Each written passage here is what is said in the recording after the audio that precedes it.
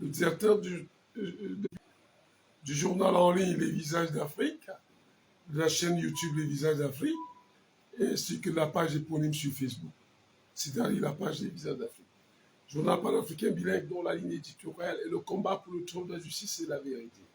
Un engagement à ne dire que la vérité, toute la vérité et rien que la vérité. Journal panafricaniste. Donc, le slogan est la version décolonisée de l'information. Alors, après l'élection présidentielle du 12 octobre, nous nous engageons à faire le débrief en fin de journée. Et pour aujourd'hui, nous voulons une fois de plus attirer l'attention de certaines personnes qui s'amusent ou qui veulent s'amuser avec l'avenir des Camerounais et surtout de la jeunesse camerounaise. Parce que pour avoir été au centre de vote du lycée de la Cité Verte à Yaoundé, qui comptait 18 salles, 18 bureaux de vote, j'ai été aussi au collège bilingue catholique Notre Sacré-Cœur de Mokolo, ainsi qu'au marché Mokolo où j'ai vu un monsieur avec un lot de cartes d'électeurs qui distribuait au BAM sans pour aller bourrer les urnes.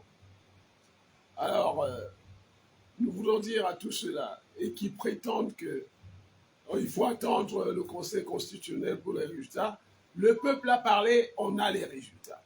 Et ceux qui veulent s'amuser avec le sort des Camerounais, ceux-là qui ont beaucoup, qui ont tellement profité du système corrompu, voleurs et tout, pendant 43 ans, et qui ne veulent pas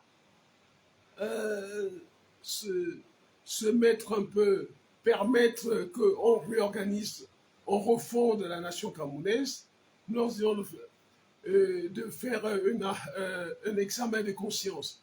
Car pendant que vous faisiez toutes ces falsifications partout, parce que l'ECAM s'avère être dans la machine à la fraude. Les bureaux de l'ECAM, la plupart des gens qui étaient pris la main dans le sac, c'était les agents de l'ECAM. D'ailleurs, certains étaient allergiques, comme dans la salle César Stévert, aux photos. Nous ne voulaient pas les photos. Et les forces de l'ordre obéissaient bêtement. Toujours est-il que nos frères nordistes, à chaque fois qu'ils venaient, ils rétablissaient de l'ordre. Voilà. Donc, pendant un certain temps,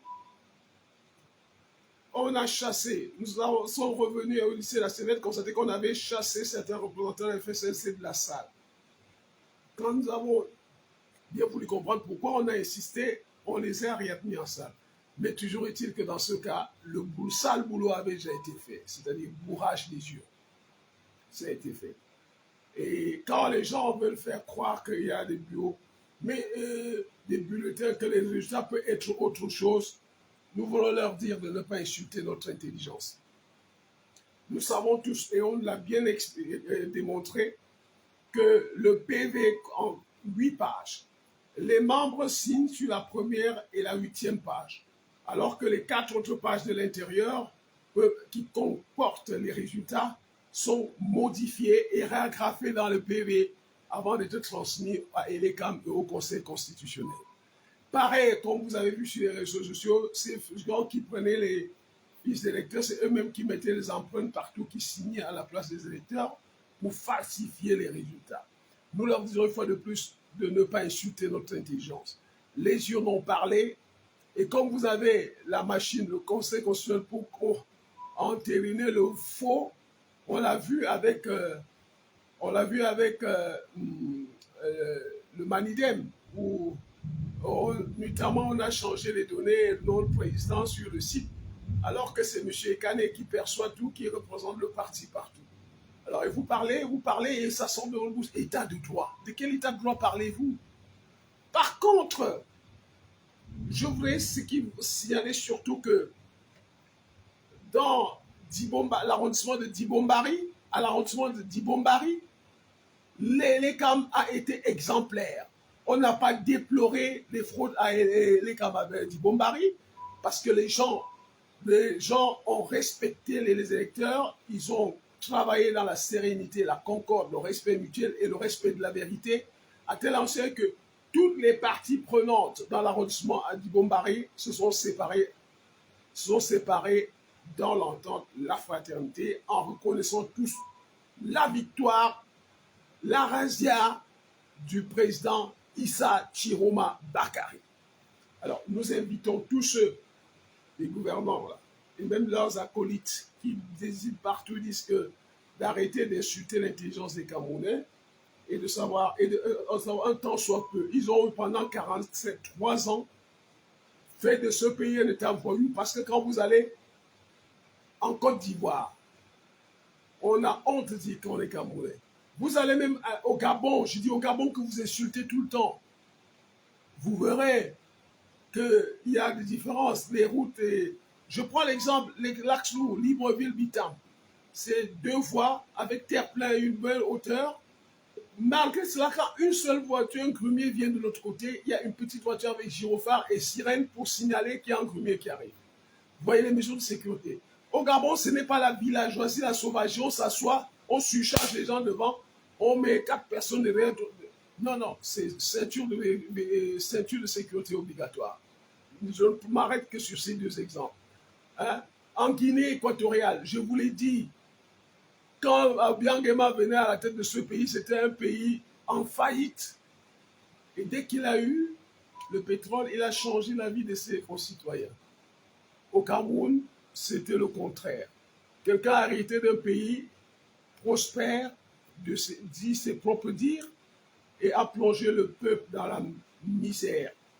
Pour se déplacer, c'est difficile. Il n'y a pas de bus. Regardez, il n'y a même pas d'avion. Le président est allé, on a loué un avion de la compagnie aérienne équato-guinéenne pour amener le président de Marois. Vous imaginez? Un pays dont le président suppliait, le président Aïe suppliait le président Biya par la suite de l'amener au sommet de l'Organisation de l'Unité africaine.